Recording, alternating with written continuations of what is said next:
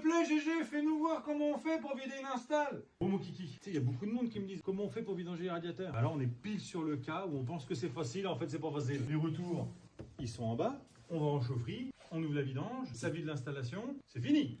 Pourtant, ils sont encore plein d'eau alors que l'installation, elle est vide. Et c'est pour ça que j'ai du mal à leur expliquer. C'est du cas par cas. Là, on pense que c'est simple. Et suis-moi, je vais te montrer que c'est pas simple. Là, c'est notre chaufferie. On a notre vidange qui est en point bas. Mais regarde, quand on suit les tuyaux, ça remonte. Et là, tu as tous les retours des radiateurs. Mais qu'est-ce que je t'ai appris avec l'eau? C'est que l'eau, ça monte pas. Non, ça descend. Donc l'eau qu'il y a dans les radiateurs à 1 mètre, ils peuvent pas remonter ici pour s'évacuer là. Tous nos radiateurs du rez-de-chaussée, ils sont pleins d'eau. Il faut qu'on les vide un par un. Bien sûr, pas de coude de réglage pour les fermer. Donc là, tu es vraiment dans le cas où on se dit, on a une vidange, c'est facile. Sauf qu'ils ont remonté tous les retours à 1 mètre. On est foutu. C'est pour ça que c'est compliqué quand ils me disent, s'il te plaît, GG, fais-nous voir comment on fait pour vider une install. Vas-y, mets-toi là. Bah, il y a encore de l'eau. Bah ouais, pas de bol. En hydraulique, il faut bien retenir 2 choses. L'eau, ça monte pas, et l'air, ça monte.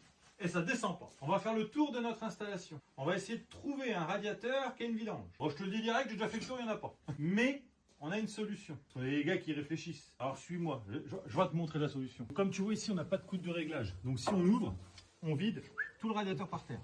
Et le problème, c'est qu'au rez-de-chaussée, des radiateurs comme ça, il y en a un paquet. Donc quand tu vas ouvrir, tu vas pas vider que celui-là.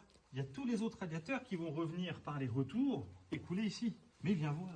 J'ai trouvé celui-là. Il a un coude de réglage. Du coup, on ferme le coude de réglage, on vide que ce radiateur-là, qu'on a déjà mis une plombe à vider parce qu'il est énorme, et on branche un tuyau. On ouvre le coude et du coup, on vide tous les radiateurs bas. C'est tout un art, mon kiki. Tu comprends? C'est pour ça qu'on fait appel à des chauffagistes, parce qu'il va y avoir ces petites subtilités. On va se dire, bon, vider un radiateur, c'est pas compliqué.